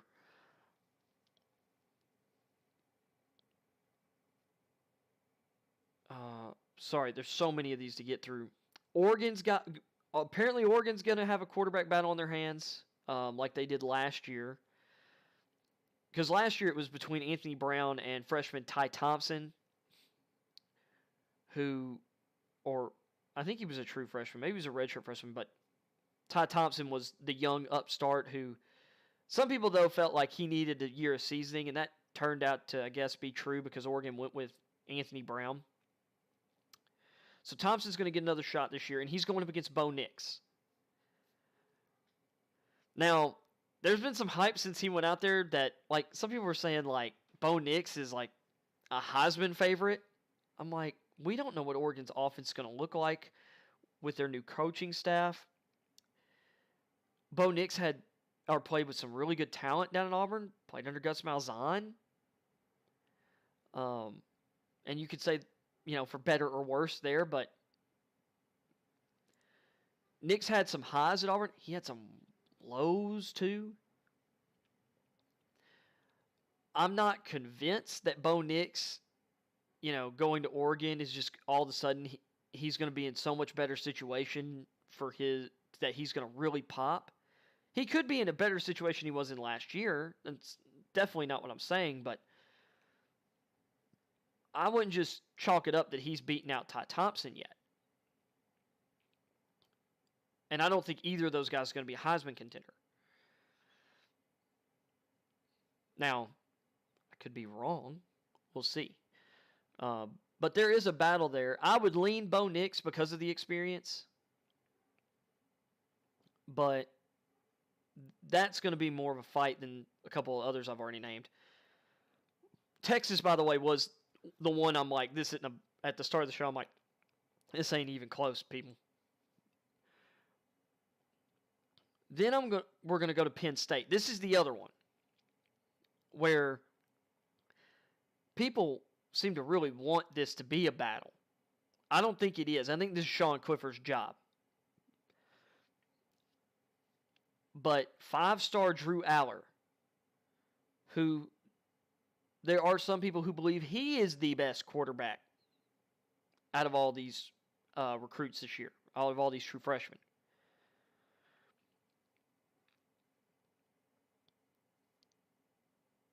There's a lot of people who see the tools and they're like, this guy has the ability to do what Clifford hadn't been able to do for us. I don't know if he's going to be ready to do that by fall. We'll see. But I think this is Clifford's job. Now, if Aller can make it a battle, if Aller comes in and makes it a battle, then we'll call it a battle. But I don't think going into it, I don't think there's really much idea of that at all. It's going to be down to whether Aller can just show up and be just the dude from Jump Street, or by the middle of the summer, like he's going to have to really outperform Clifford.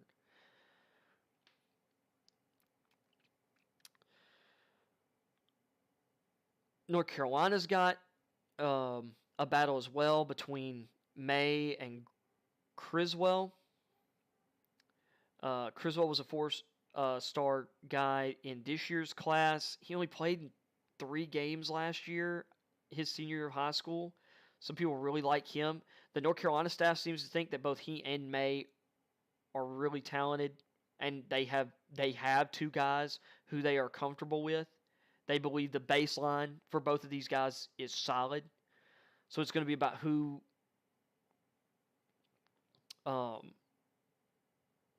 I guess gets in front of each other throughout the process.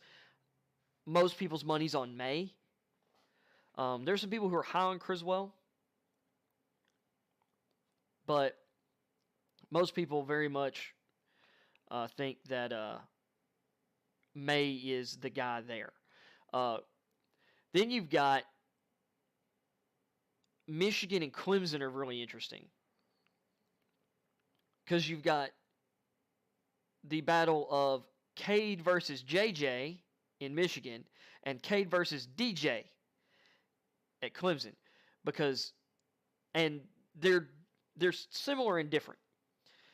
So Cade McNamara was kind of the established guy, but the interesting thing for Michigan is this was kind of the same narrative as last year at this time. You had the young JJ McCarthy. Is it McCarthy?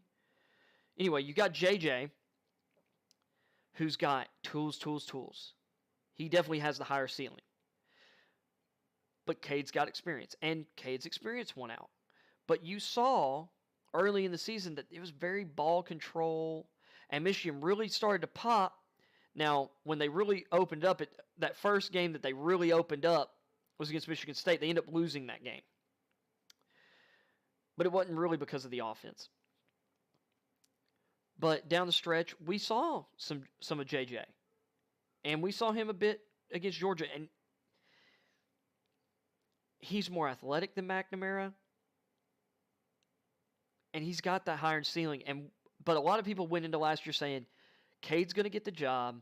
JJ needs a little more seasoning. He needs time to work on some better habits and really catch his mind up to his body. If that has been accomplished, he'll be the starter come fall. But that's going to be an interesting one. On the other end, you've got Cade versus DJ in Clemson. And DJ Uiagalelei disappointed a lot of people this year. And dude has tools. He's got tools. But the processor ain't there. And if that doesn't improve, he might not be the starter come fall. And Clemson's Cade, some people believe he's the best of these freshman quarterbacks. And this guy is legit. And I think he's got a legit a legit shot. I really think right now Clemson, I think by the end of spring practice, it's going to be a coin flip. And I think unless DJ makes a remarkable improvement in his processing of the game and his ability to move through progressions, I don't think he's going to win this job.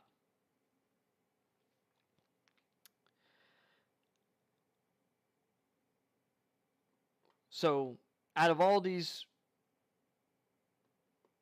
teams that kind of have established guys, that's the upset I'm expecting, is Clemson to go with Cade, or with their Cade. I don't know why I've forgotten his last name, over DJ Uyangile.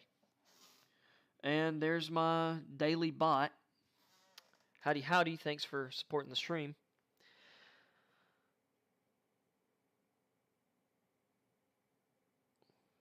And I think that's it for ACC teams.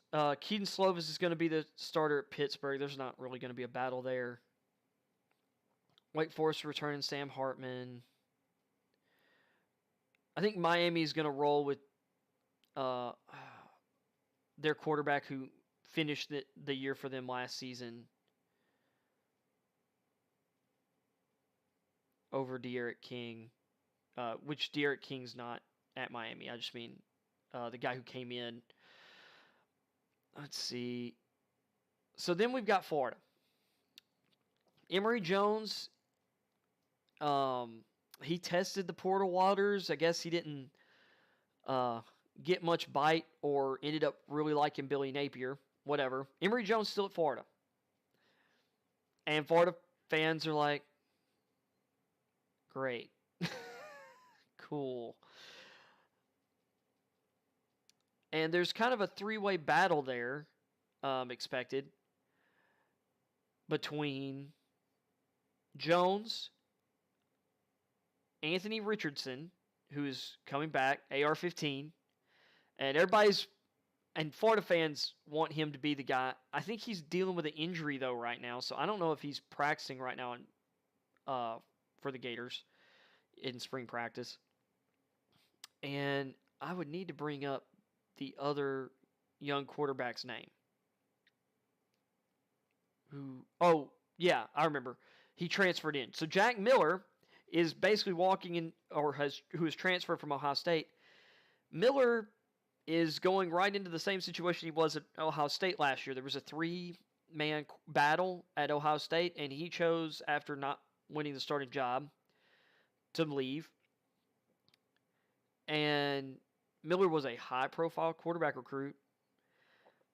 I think he could give Jones a run for his money and Richardson a run for his money. Everybody wants to see Richardson win down there.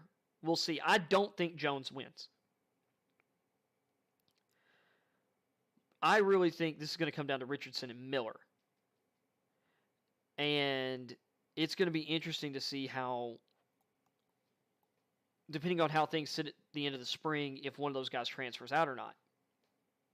And that could happen for any of these schools that have multiple QBs involved. Because for Georgia, if Brock Vandagriff doesn't win the starting job this year, I think it could be really interesting. Because there's a lot of buzz about Arch Manning choosing Georgia. If Vandagriff wins, or Stockton wins, although I don't think Stockton's nearly as likely, there's some talk that Manning wouldn't consider them because they've got a really young, starter entrenched at quarterback with years of eligibility. Personally, I think some of the Manning to Georgia buzz, I'm not saying like he couldn't go there. I think it's a little overblown. But the other side of that rumor is that for Georgia, and I find it funny that I'm back at Georgia, but I just think it kind of applies here. If Bennett wins the starting job again this year, that Arch would feel more comfortable going to Georgia because their young guys aren't established either. I don't know. I think you've got 2 5-star quarterbacks waiting in the wings anyway. I just feel like Arch, I really feel like the decision for Arch is between Ole Miss and Alabama. Because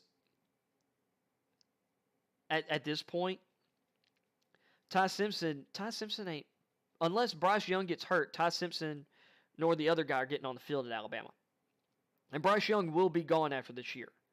So Manning's could have the opportunity to just walk right in and be in that battle. He don't have to wait for nothing. And Simpson is not as high profile a commit. Well, for some people, they have him there, but Vandergriff and Stockton, I believe, both are rated higher than Simpson by most people. So there's that. And then for Ole Miss, yeah, they got Jackson Dart transferring in, and I think he's going to win. He's going to walk away with the Ole Miss starting job. And Dart's going to be a sophomore this year. I don't know if that dissuades Arch Manning from that program. We've not seen that the Mannings before him had to start right away. Peyton Manning didn't win the starting job his freshman year at Tennessee. He had to wait for Todd Helton to get hurt. So it would not shock me if Arch Manning doesn't or picks where he believes he has the best long-term future of developing. And if we're just being honest right now, Alabama and Ole Miss look like better developing grounds for a quarterback than Georgia still. Because if there's one thing with Smart, he still trends a little more conservatively and a little more run-oriented. Not that Alabama and Ole Miss don't emphasize the run game. And Arch, can be an asset to that, but Georgia has trended to go with a safer quarterback than the higher upside option. With Jake Fromm over Justin Fields. And then, to be fair, JT Daniels, it was because he got hurt of injuries, I think. But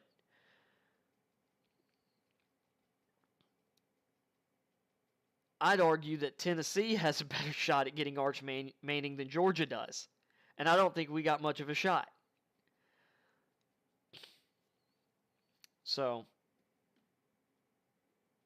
and don't be shocked if Texas isn't somewhere involved in this either, even with Quinn Ewers there. Because trust me, Ewers ain't going to last past the 2023 season.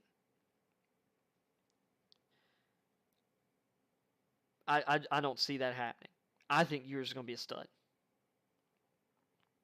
So, but we'll see. And with Brian Kelly at LSU, and they've got some young quarterbacks, and I'm going to get to that battle next. To get back to Florida, I do think it's Richardson versus Miller, and I think Jones's experience is going to play a role in this. I don't think he's going to flop in the battle. I don't think he wins it because he's never put it together. Even when he's been given every opportunity to win the job, to secure the job, he couldn't beat Felipe Franks. He couldn't beat Kyle Trask. He won it last year kind of by default because Richardson was really raw. They still managed to put Richardson on the field. They still felt the need to put Richardson on the field a lot. He was too good to not play. And Jones faltered in the second half of the season. I don't see him sticking. Meanwhile, LSU, yeah, they lose Max Johnson. Miles Brennan, once again, danced with the portal but decided to stay.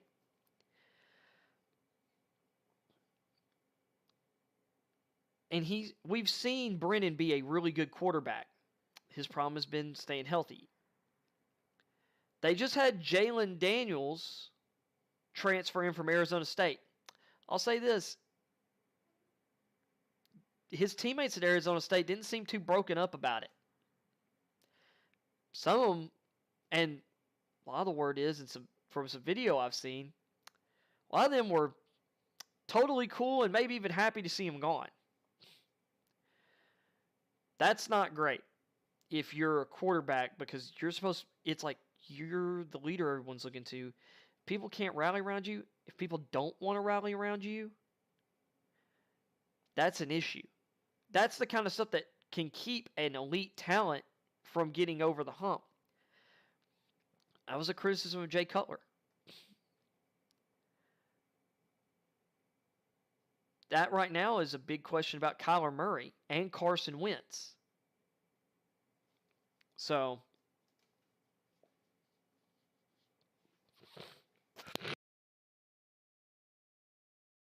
but, so you've got those two guys, and then you've got redshirt freshman, was it Garrett Nussmeier, who was a 5-star quarterback recruit. And I wouldn't be shocked if he wins the job. But I mean, there's a lot of talent there. But for a lot of people, Daniels, yeah, he's talented, but he's never played up to his talent. And you could say he wasn't put in the best opportunity at Arizona State and what have you to show out. I don't know if I fully agree with that sentiment.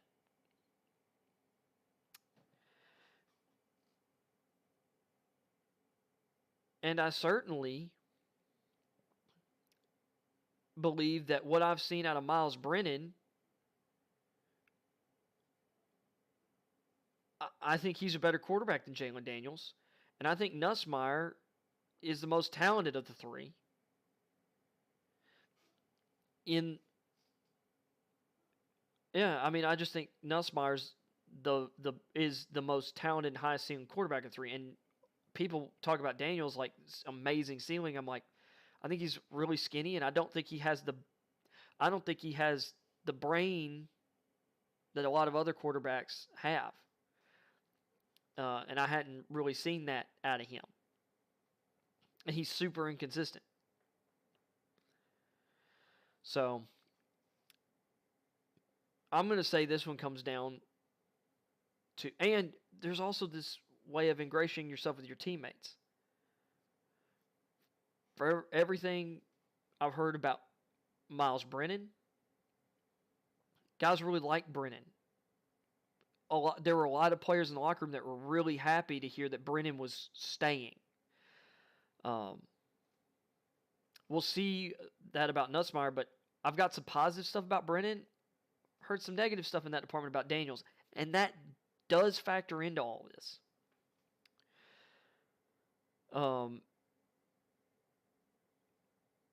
Then you've got Auburn.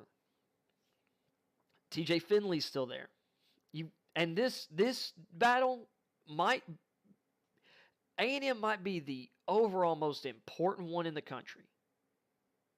From like the highest profile, like if you're ranking them, that one's probably up top. Auburn, very much. This could be the coach. This is the coach's job on the line. Potentially.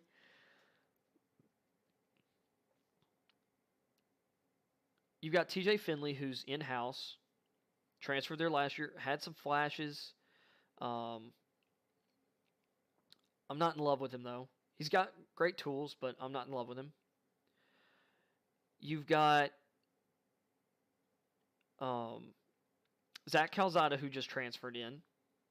He beat Bama last year, and he's tough and gritty, and I think people really like him. I think you saw, I think his toughness and the way he played through pain and some hits last year. I think players have a lot of respect for him. I think a lot of the A&M guys had a lot of respect for him. The coaching staff had a lot of respect for him. But there's a reason they let him go. Because, and there's a reason he left A&M. he would be the fourth quarterback out of these four guys. Or, I mean, out of the three guys that are there and him, he's number 4. But he could be at Auburn's number 1. And they have a young quarterback. I'm blanking on his name right now.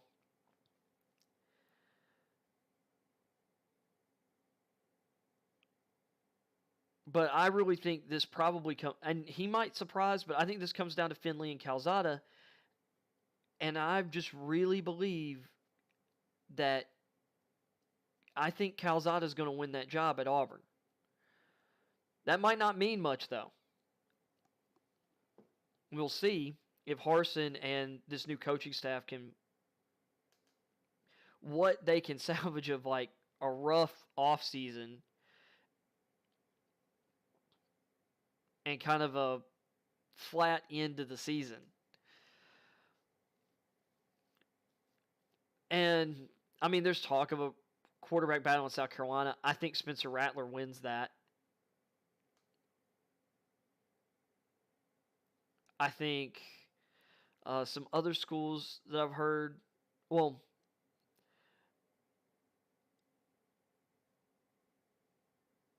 I mean, there might be a quarterback competition at Missouri. That's not on my radar because I don't think they're,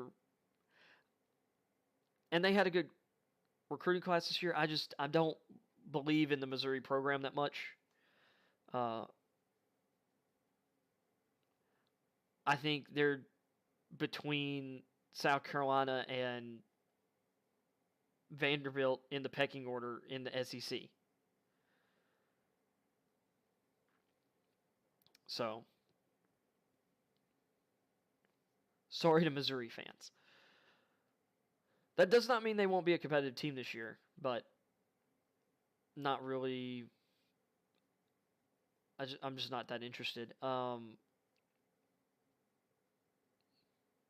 And there are other teams that are going to be, potentially hoping some guys will push their starters or whatever. But I think I've mentioned most, and I might have missed a couple, but that's really what I'm looking at. Baylor's quarterback battle will be interesting between Bohannon and starts with an S. I can't believe I'm blanking on his name because I really liked how he played last year. I think he's got great upside. He has this ability with switching arm angles depending on situation and the type of throw. It's very reminiscent. Well, it's not a shock that it's reminiscent of like a shortstop because he was also recruited heavily for baseball as a shortstop, and it shows. And I have a love for guys who have baseball backgrounds or who also play quarterback. That's a really strong trait for Patrick Mahomes, like the different arm slots. It's one of the things that made Zach Wilson such an exciting, or is one of the reasons Zach Wilson was so good at the end of his run at BYU, and one of the things that I think moved him up draft boards. There's some other guys, but those are two guys in particular. Russell Wilson's another, baseball guy. Kyler Murray. Although Kyler was center field, but even so, that's a different kind of throwing motion than football or than throwing a football, and there's a little more dynamic. It's a different dynamic throwing a baseball and football, obviously, but I like how those skills kind of translate. And then finally, getting into my, I didn't realize I'd been going 2 hours. We're going to end this on a rant, and it's going to be a short one. But someone's got a rant about it, and a bunch of other people have talked about it, but I'm done with the NCAA and this rules stuff. And I'm tired of hearing about suits or the suits talk about things. Steve Shaw, the head of national officials or whatever, he can say whatever he wants. Shaw screwed up enough games in his career, although Shaw was a decent official at times. Like, I think his reputation is better than his actual ability. He's just a really good politician. They chose not to make any, well, should I say, they have not changed the targeting rule. They have not made any kind of real attempt to stop the faking of injuries. And David Shaw could come out, the coach of Stanford, head of, like, I guess the rules committee, whatever, competition committee, whatever, for the NCAA.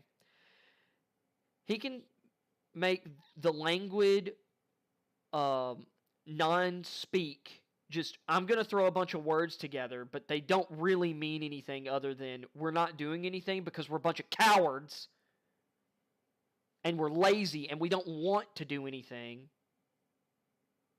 Because we don't, because we just want people to just stop doing it. Stop doing it. We don't want to have to do anything. You know, yes, we get it. Players do get injured. But having some kind of investigatory group that you file after games or after the fact that could take however many long.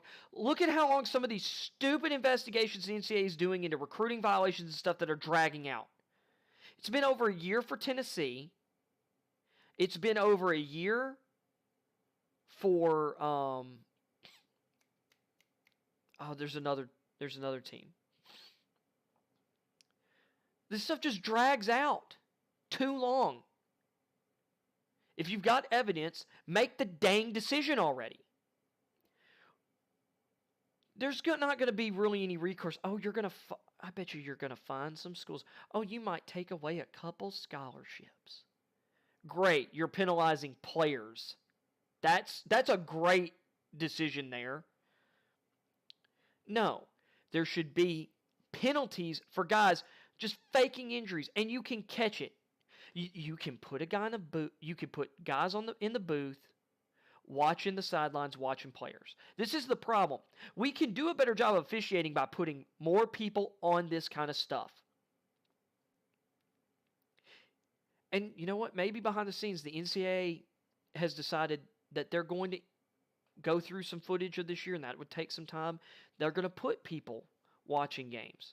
Of course, you'd have to employ a bunch of people for all these games because there's 130 FBS teams, bunch of FCS teams.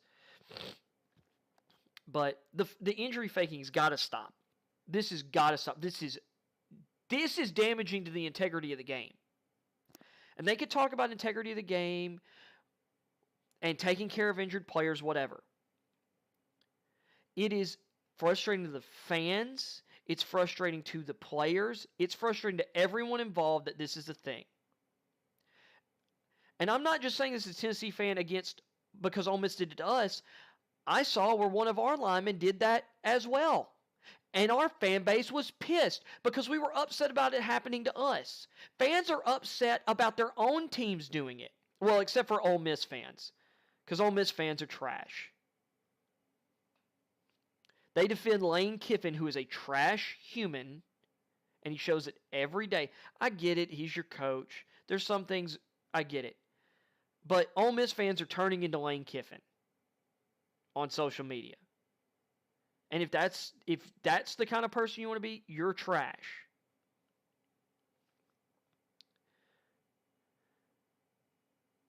And I'm not apologizing.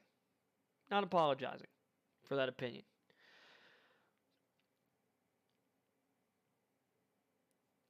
The injury faking's got to stop. And the NCAA is not going to do it.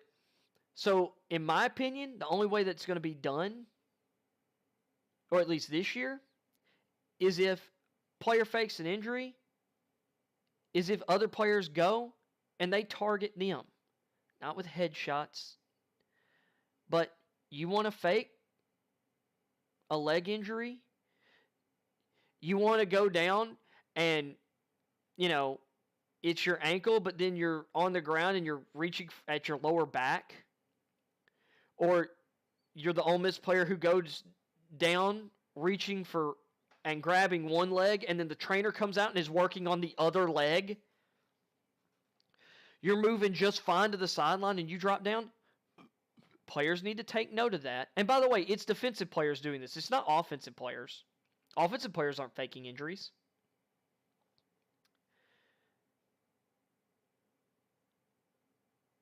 And a lot of times it's in high leverage moments. But I think if I was a team, especially a lot of these tempo teams, I'd be looking at tape of other games and I'd be singling out the guys who are the ones faking injuries. And I would design plays to go right after them.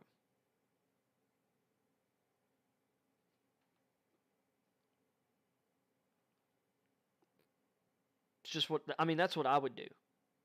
Not talking about hurting nobody. But if they're going to get hurt, it's not going to be because they decided to fake a cramp. It's going to be because the play's coming at them and they're in the thick of things all game. I'm going to wear those suckers down.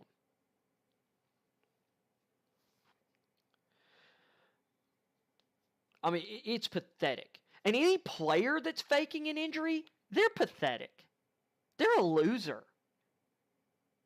You don't have any fight in you.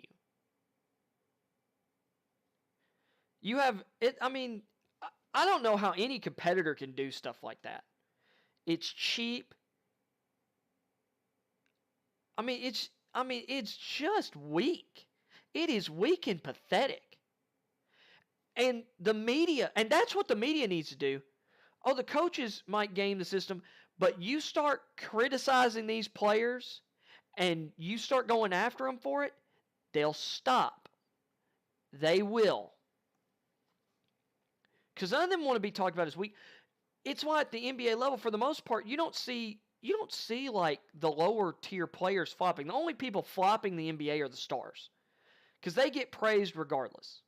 Some people might criticize it, but they get praised for everything else. It gets overlooked. The other guys can't get away with it. The other guys, they have to keep up their reputation. We just need to drag these players. We need to pay attention every game. We need to circle them. We need to find their names. We need to talk about it every day. We need to talk about every week the guys who did that. It'll stop. On the other hand, then we have targeting. We can't fix targeting, apparently. And targeting's done its job. No one's talking about getting rid of targeting. I don't want to get rid of targeting calls because there are dirty hits. But they're blatant. And it's obvious now when they happen because they don't happen that often or as often anymore. But we have situations where defenders are in the right position, they're doing the right thing, and the offensive player decides, I'm not going to take, or I want to beat this hit, or I want to do whatever, and they duck down and they put their head in harm's way. You see calls where it's like very obvious. The guy's coming in, he's doing everything he can. He can't just let this guy keep going, but the guy scrunches up or puts his head in a dumb spot. And you have guys getting called for targeting because their shoulder hits somebody in the head. I mean, at some point, like, what are we supposed to do? Just let offensive players go to the ground when they want to? And then sometimes they just blow it. It's obviously not targeting, and it's called, and there's no recourse. There's no taking the 15-yard penalty away either. Oh, we decided it's not targeting, but they still get 15 yards anyway? Like, seriously, that's how that rule is enforced. It makes no sense. But instead of changing or fixing this, instead we have, hello, bot number 2. Appreciate you commenting in the chat.